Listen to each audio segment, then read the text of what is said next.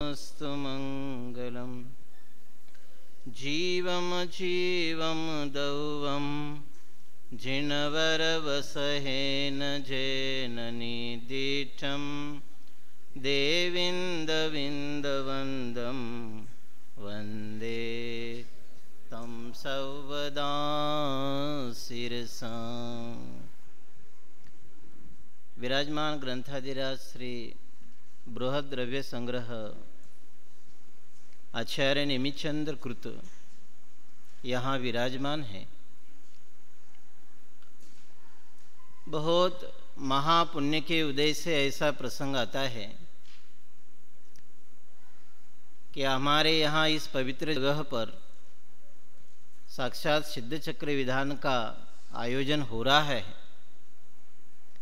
और इस सिद्ध चक्र विधान के प्रसंग में हम वह विधान यहाँ रच रहे हैं कि जिसका नाम ही हमें पता होना चाहिए। इस विधान में 3 नाम हैं, 3 शब्द है। पहले है सिद्ध, दूसरा है चक्र और तीसरा है विधान। क्या सिद्ध चक्र विधान है? क्या हमारे जैनों में एक बहुत बड़ा विधान माना जाता है और बहुत पुण्य होता है, इसलिए क्या ये विधान किया जाता है? बहुत से 90% लोगों के मन में तो यही चलता है कि एक बार जिसने विधान सिद्ध चक्र विधान कर लिया उसका बेड़ा पार हो गया। लेकिन सिद्ध चक्र विधान करने वाले ऐसे कितने महानुभाव है कि जिनके हृदय में सिद्ध भगवान की प्रीति जुड़ी हुई है और उनका एक ध्येय हो गया है, इस मनुष्य पर्याय में मैं आया हूं तो मुझे सिद्ध बनना है। सिद्ध बनने के लिए यह महान पर्याय प्राप्त हुई है, विषय भोगों के लिए नहीं। ऐसे कितने जनों को पता है? हमारा ध्येय क्या है? हम तो इतना ही मान रहे हैं पुण्य होगा और पुण्य से स्वर्ग की प्राप्ति होगी। ये ऐसा यथार्थ भाव हमारे मन में क्यों नहीं है? क्योंकि ना हम सिद्ध इस शब्द का अर्थ जानते हैं, ना हम चक्र शब्द का अर्थ जानते हैं, और विधान क्या होता है तो पता ही नहीं है। विधान का अर्थ तो हमने अष्टद्रव्य को इधर से उधर कर दिया, बहुत नारियल चढ़ा दिए, यही हमारा विधान हो गया। लेकिन आचार्य ये कहना चाहते हैं कि भाई सिद्ध ये शब्द का अर्थ जानो। जैन दर्शन में सबसे महान मंत्र अगर कोई कहा जाता है तो वह है पंच परमेष्टि नमोकार महामंत्र। और उस पंच परमेष्टि नमोकार महामंत्र में जगत के पूज्य जीवों का वर्णन आता है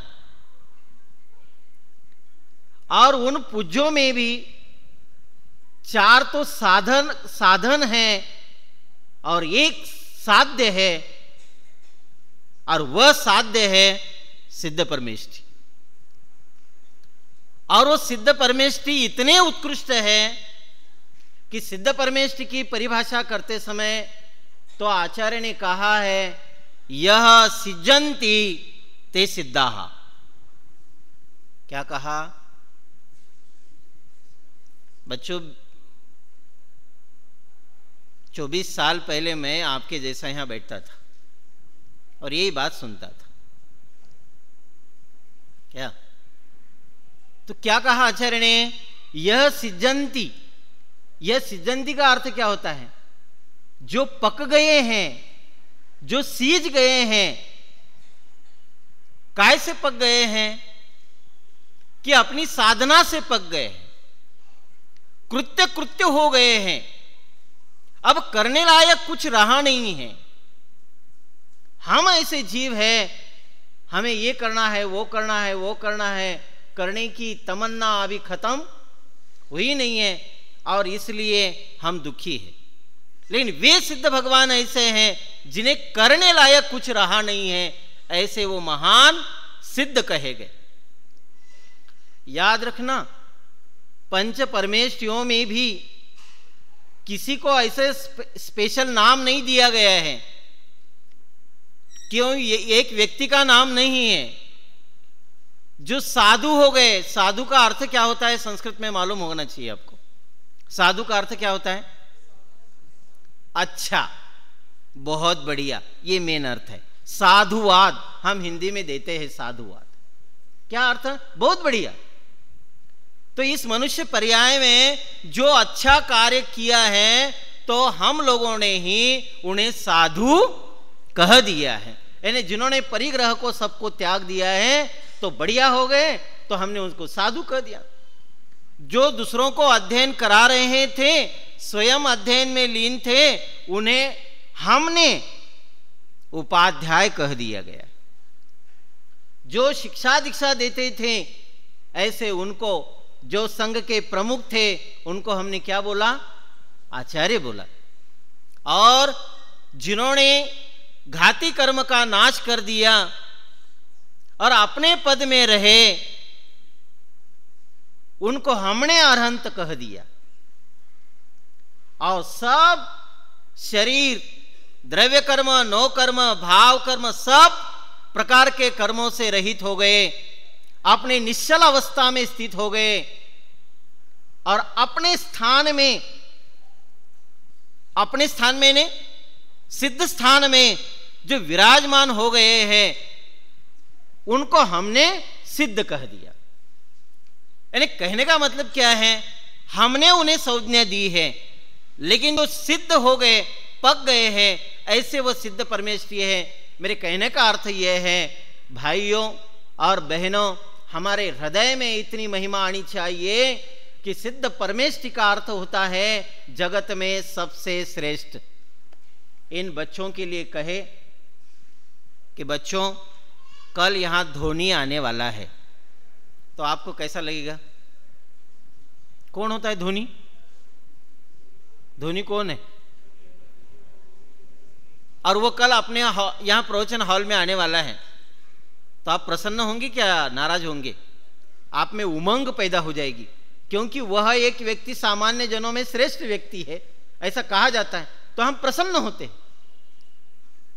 तो ये तो सिद्ध भगवान हैं जो त्रिलोक पूज्य हैं, और उनके प्रति हमारे मन में भक्ति भाव जब तक नहीं आएगा, तब तक हमारा यह सिद्ध चक्र विधान सच्चा नहीं होगा। सिद्ध को प्राप्त करने के लिए जो यहां क्रिया चल रही है, ऐसा जो ये चक्र है, उसका जो आयोजन है, उसका जो विधान है, उसका नाम है सिद्ध चक्र विधान। इन्हें हम सिद्धों की साधना कर रहे हैं, सिद्धों को प्राप्त करने के लिए जो कार्य कर रहे हैं, उन कार्य का नाम है सिद्ध परमेष्ठी। अब वो सिद्ध कैसे होते हैं? क्या है सिद्धों का स्वरूप? हमने अभी सिद्ध चक्र विधान में तो यही पढ़ रहे हैं, सिद्ध परमेष्ठी ये पंचेंद्रिय से रहित है, एक इंद्रिय से रहित है, मार्गना से रहित है, गुणस्थान से रहित है, इससे रहित है, उससे रहित है, उससे रहित है। क्या यह नास्तिक स्वभाव ही सिद्धों का स्वभाव है? इंद्रिय से उनकी जुड़ान है, औदारिक शरीर से उनकी जुड़ान है। जिनको औदारिक शरीर नहीं है उनका नाम सिद्ध है। सच में यह अस्तित्व की परिभाषा सही तत्वों को बताने वाली है कि नहीं? लेकिन क्या करें, भाव तो होते हैं ज्ञानियों के, लेकिन भाषा तो होती है अज्ञानी की। अज्ञानी की भाषा में ज्ञानी के भाव को बताना पड़ता है। हमें तो वो परिचित है, हम अनंत गुणों के घनपिंड एक ज्ञायक परमात्मा हैं। अब इतनी बात बताएंगे तो कोई समझ में नहीं आने वाला। अब यहां बैठे थे और हमने बढ़िया समय सार के ऊपर प्रवचन सुना ना। कहाँ के रहने वाले थे भाई साहब? वो सागर के। बढ़िया। क्या बात आई थी? ना प्रमत्त हैं ना अप्रमत्त हैं, लेकिन आपको कैसा लग रहा था यहाँ बैठे हुए सब जनों को? चल रहा है, ये तो ड्यूटी है, उनकी भी ड्यूटी है, अपनी भी ड्यूटी है। संस्कृत में इतना बढ़िया अर्थ बता रहे थे, लेकिन फिर भी हमें तो रुचि थी नहीं, हमारे पास ग्रंथ ही नहीं था। हमारी ड्यूटी है कि बस सब शास्त्री के सेकंड ईयर, थर्ड ईयर और फाइनल के जितने भी जो छात्र हैं आचार्य के सब बैठे, तो हम बैठ गए थे। लेकिन सच में ऐसा लगता है हमारे छाती पर हाथ रख करके हम सोचे कि सच में ये हमारी बात चल रही है, हम ज्ञायक भाव है, ऐसा हमें लगता है कि नहीं लगता है। ऐसे सिद्धों में भी कौन सिद्ध की बात चल रही है बताइए सब। ये यहां सिद्ध चक्र विधान है तो सिद्धों की बात चल रही है, कौन सिद्ध की बात चल रही है। गुरुदेव एक बात कहते थे, मुझे बहुत अच्छा लगता था, अभी छेड़ाला के ऊपर प्रवचन भी चलते हैं, तो गुरुदेव ने कहा था कि यहां जो छेड़ाला में नरक गति का वर्णन चल रहा है यह नारकी जीवों के लिए नहीं है। क्या बोला? क्योंकि नारकी जीव तो सुनने वाले नहीं है और वो तो खुद फेरबदल करने वाले नहीं है, तो नरक का वर्णन किसके लिए है? बोलो साहब कि साहब हमारे लिए तो नहीं है, क्योंकि हम नारकी तो है ही नहीं ना, बराबर है ना। अरे भाई हमारे परिणाम नरक गति लायक ना हो, हम नरक में न जाए, इसलिए आचार्यों ने नरक गति का वर्णन लिखा है, यानी मनुष्यों के लिए लिखा है खास। क्या? क्योंकि देव गति वाले सुनने वाले नहीं है, तिर्यंच गति वाले सुनने वाले नहीं है, नरक गति वालों को तो इतना पुण्य का उदय नहीं है कि उनको दुखों का वर्णन करे और वो सुने। तो ये सारी बातें हमारे लिए हैं। तो अभी ये सिद्ध चक्र विधान का जो स्वरूप चल रहा है, सिद्धों के गुणगान का वर्णन चल रहा है, क्या वो सिद्धों के लिए चल रहा है? सिद्धों की उनको जरूरत है? तो नहीं है। तो किसके लिए जरूरत है? हमारे लिए। तो किसका वर्णन चल रहा है? हमारा वर्णन चल रहा है। शक्ति रूप से देखा जाए तो हम भी अभी सिद्ध के जैसे हैं। क्या हम औदारिक शरीर वाले हैं? क्या हम नो कर्म वाले हैं, न कर्म वाले हैं? हम गति वाले हैं? क्या ये मेरा स्वरूप है? अंतरंग में देखा जाए, निश्चय से देखा जाए तो सारा का सारा कथन ये पुद्गल का कथन है। किसका कथन है? सारी बिल्कुल चर्चा, जिनागम में भी ज्यादा से ज्यादा कर्म की ही चर्चा आएगी, आत्मा की चर्चा आने वाली नहीं है, क्योंकि आत्मा तो अनुभव करने वाला है, अनुभव करने की चीज है। आत्मा का वर्णन कभी होता नहीं। शक्कर कैसी होती है? बोलो बोलो, कैसी मीठी होती है? शक्कर जैसी? नहीं नहीं, कैसी होती बताओ कि भाई साहब शक्कर कैसी होती है। यह हम आपके प्रश्न का जहां भी जवाब दे रहे हैं, आप तो कहते हैं गलत है, आप तो कहते हैं गलत है, सही बताओ सही बताओ। एक काम करो, आप खा लो तो आप जान लोगे, आप प्रश्न करने का प्रश्न ही नहीं पैदा होगा। ऐसे आत्मा कैसा है? आत्मा तो अनुभव करने का नाम है। तो आत्मा कैसा है, क्या है? तो इसलिए आचार्य ने कहा कि आज तक तू जिसको अपना मान रहा था, शरीर को अपना मानता है, नो कर्म को अपना मानता है, अरे ये शरीर का वर्णन है भाई, पुद्गल का वर्णन है, ये सब उसकी चर्चा है। गुरुदेव तो कहते हैं जिसने अपने आत्मा के लक्ष्य से जिनवाणी का स्वाध्याय नहीं किया तो उसका करा धरा जितना भी है वो सारे पुद्गल के खाते में जाता है। भाइयों, आत्मा का खाता तो खुलता भी नहीं है। गुरुदेव के कितने परम उपकार हैं। गुरुदेव ने क्या कहा कि जिन भाइयों को जिनको धर्म करने की इच्छा हो रही हो, क्या बोला? जेने धर्म करने की इच्छा था, जिनको धर्म करने की इच्छा हो रही हो तो पहले एम नक्की कर। क्या बोला? पहले एम नक्की कर, पहले अच्छी तरह से नक्की करो कि क्या नक्की करो कि हूं भगवान आत्मा छू। एम पहले नक्की कर, हम भगवान आत्मा हैं, हम शरीर नहीं, हम कोई नहीं है। हमें किसी नाम से कहे तो भी हम नहीं है।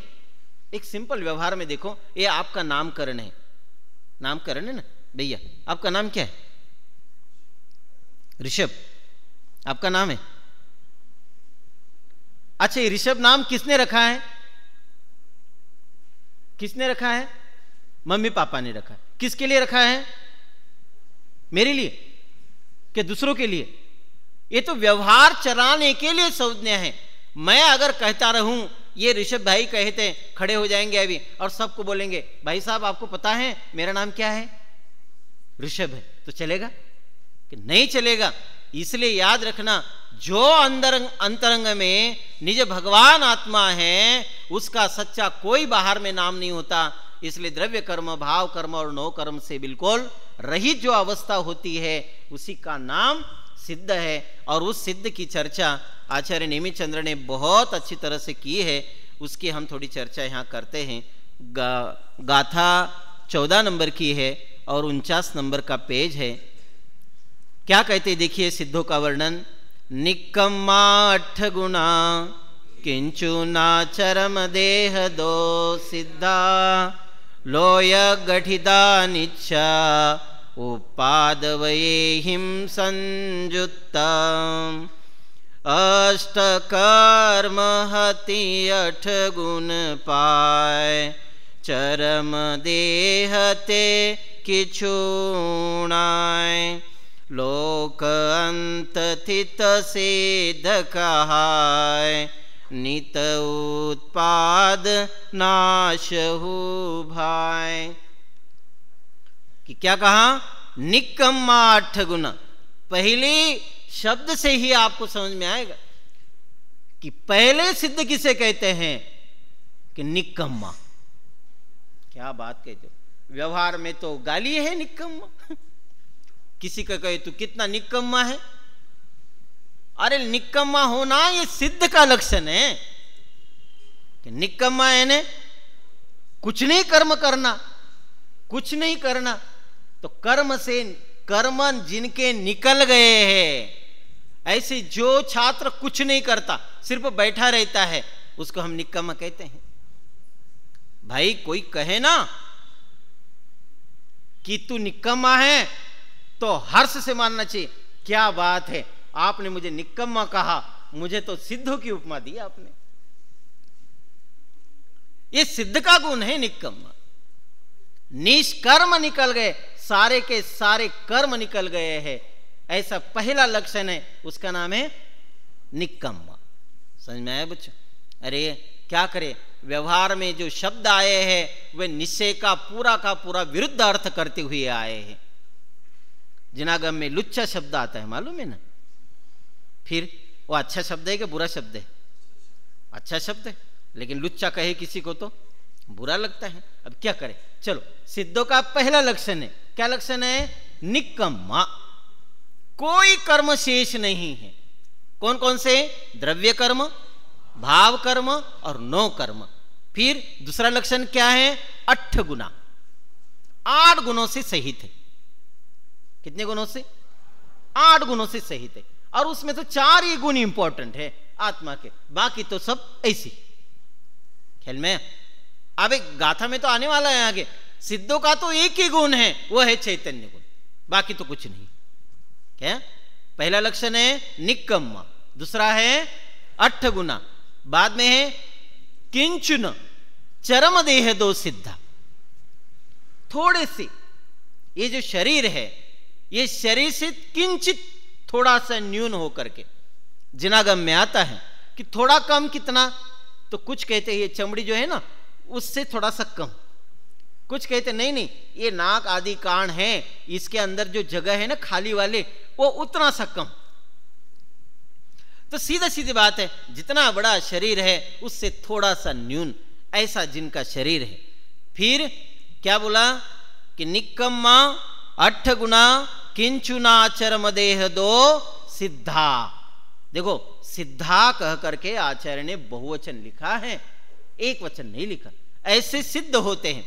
फिर कैसे होते हैं, लोयक गठिता निच्छा, लोक के अग्रभाग में स्थित है। कहां है,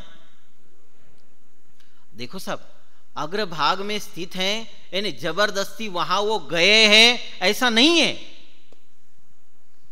ऐसा नहीं है। तो क्या है फिर, उसके पहले मैं प्रश्न पूछता हूं, ये बताइए भाइयों, सिद्ध यहां है क्या ऊपर है? सिद्ध यहां होते हैं या ऊपर सिद्ध शिला पर होते हैं? सिद्ध शिला पर, बराबर है ना। हैं कि यहां होते हैं? सिद्ध तो यहां होते हैं, इस मध्यलोक में सिद्ध होते हैं। जब अरहंत का शरीर कपूर जैसा उड़ जाता है और वह आत्मा शुद्ध बन जाता है, उसी का नाम सिद्ध है। तो साहब ऊपर क्यों कहा? ये तो स्वभाव है, अग्नि शिखावत, एरंड बीजवत, ऊर्ध्वगमन करना ये उसका स्वभाव है। तो यहां से जैसे एरंड का बीज फूटता है और फूटने के तत्काल बाद वो कहां जाता है? ऊपर चला जाता है, उछलता है। ऐसे ही सब कर्मों से रहित होते हैं, ऐसे वो जो शुद्ध चैतन्य भगवान आत्मा है, उनका गमन कहां चला जाता है? ऊपर चला जाता है। और तत्वर सूत्र में एक उदाहरण दिया इसके लिए। क्या दिया बताओ?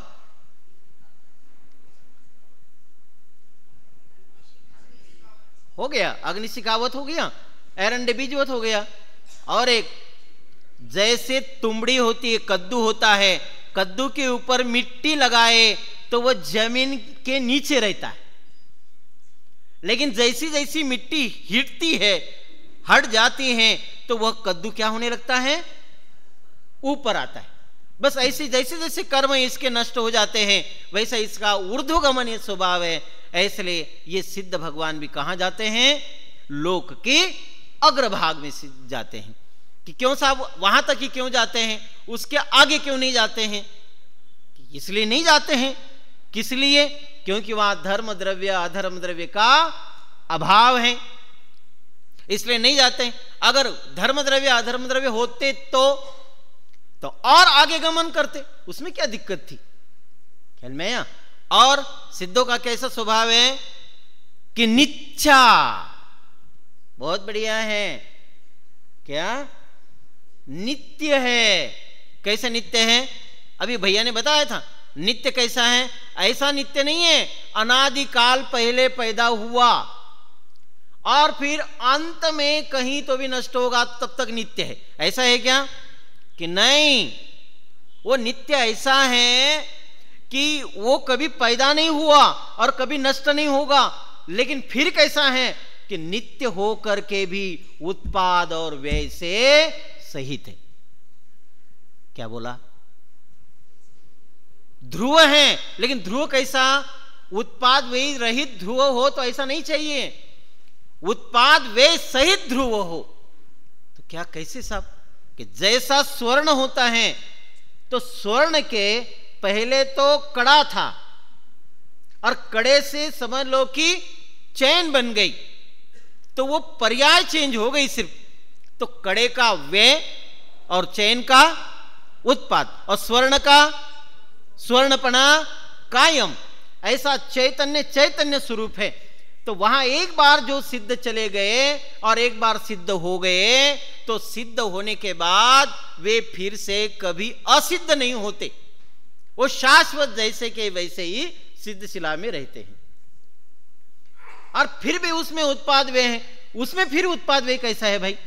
ये तो कुछ समझ में नहीं आता कि क्या है उनमें उत्पाद वे ऐसा कि वो उनके गुणों में है, उनके गुणों में प्रति समय उत्पाद वे हैं और गुणों की पर्याय है उनमें भी है। अब उन गुणों की पर्याय में भी क्या क्या उत्पाद होता है उसकी चर्चा तो अपन बाद में करेंगे, ठीक है?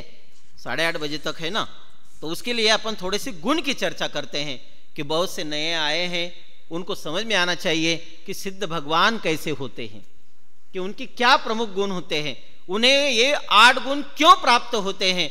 तो आचार्य ने बहुत अच्छी तरह से टीका में यहाँ लिखा है, पेज नंबर 50 पे है। देखो, पहले हम 8 गुण की चर्चा करते हैं, जिसमें सम्यक्त्व, ज्ञान, दर्शन, वीर्य, सूक्ष्मत्व, अवगाहनत्व, अगुरुलघुत्व और अव्यबाधित्व। ख्याल में? उसमें सबसे पहले है, पहला गुण है सम्यक्त्व। क्या? तो सम्यक्त्व क्या चीज है? तो आचार्य ने पहले शब्द में बहुत बढ़िया मार्मिक बात कही है, केवल ज्ञानादि गुणों के स्थान रूप निज शुद्धात्मा ही उपादेय है। क्या बोला साहब? पहले सम्यक तो प्राप्त नहीं होता, क्षयिक सम्यक तो प्राप्त नहीं होता, तो कब होता है?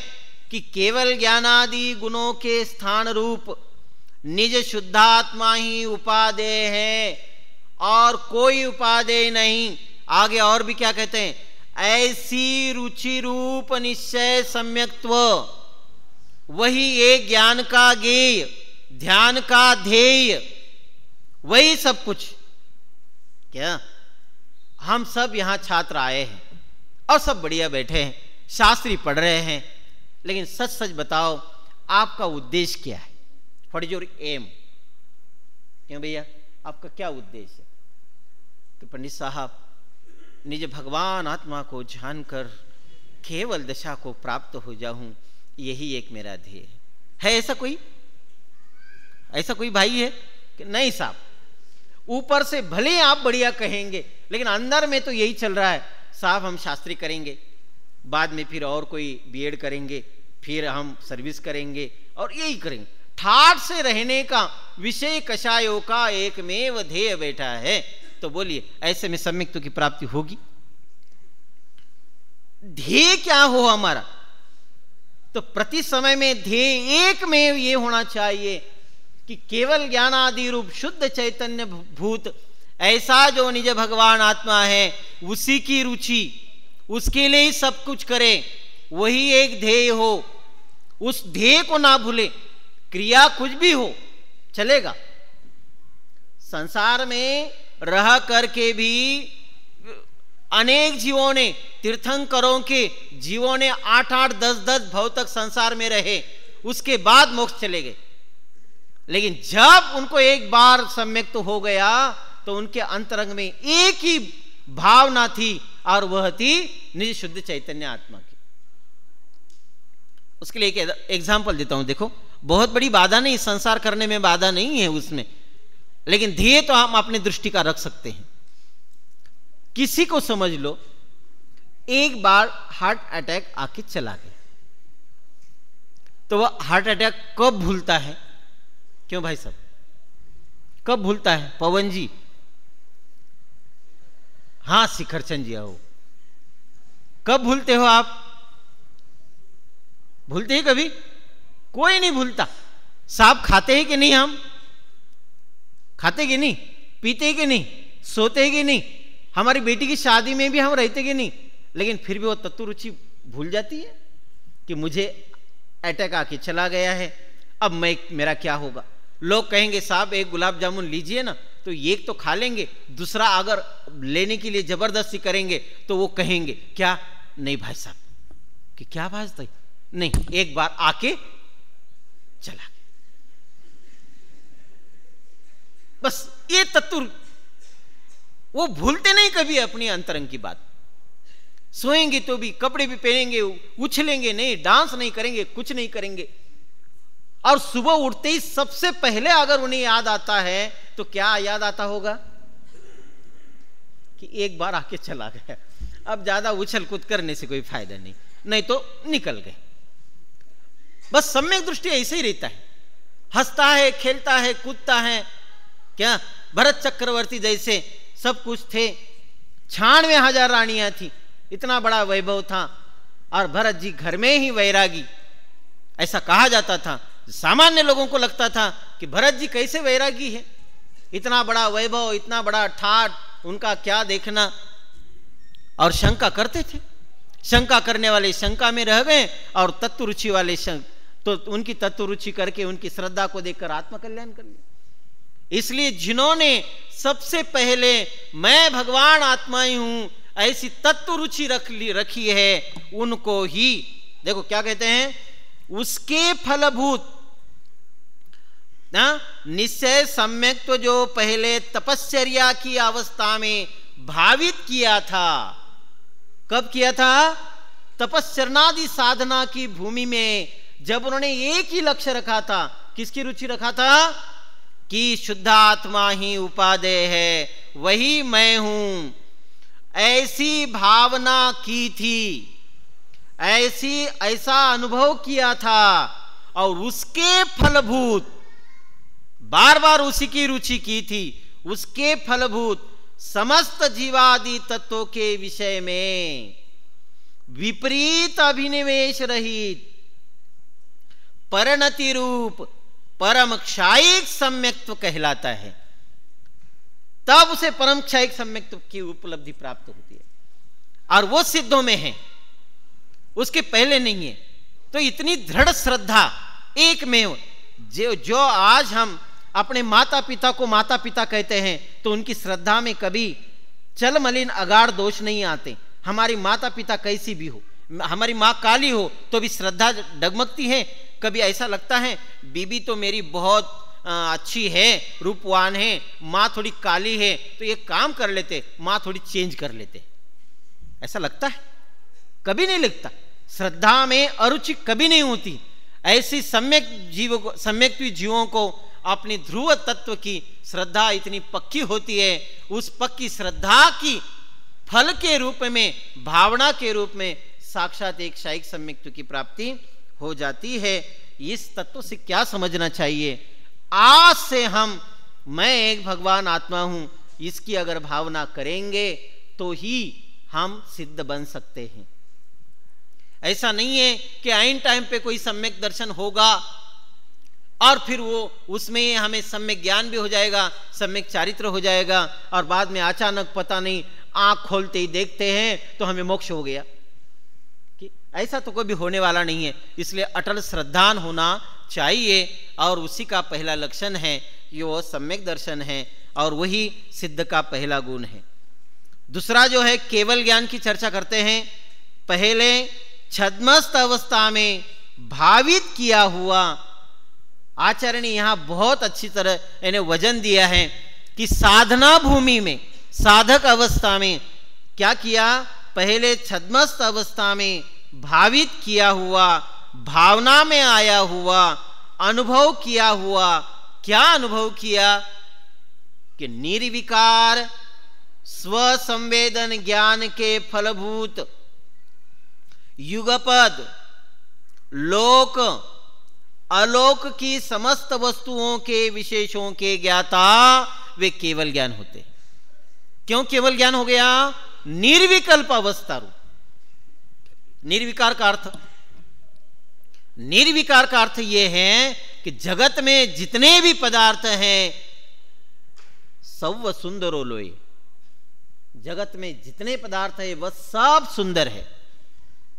यानी पंडित टोडरमल जी की भाषा में कहे तो ना कोई इष्ट पदार्थ है और ना कोई अनिष्ट पदार्थ है। जगत में क्या अनिष्ट है, क्या इष्ट है?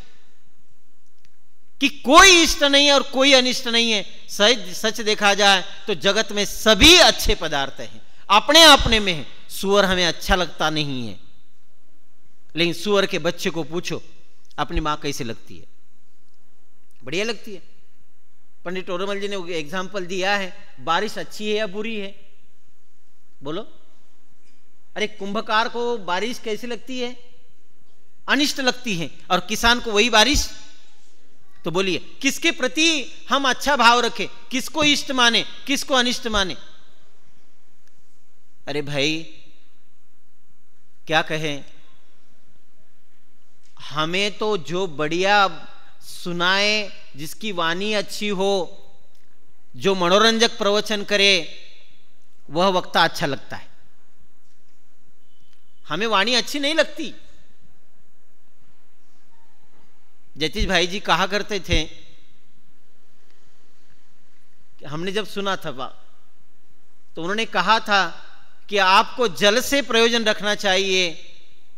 ये पीतल का नल है या प्लास्टिक का नल है या लोहे का नल है, इसका क्या प्रयोजन होना चाहिए?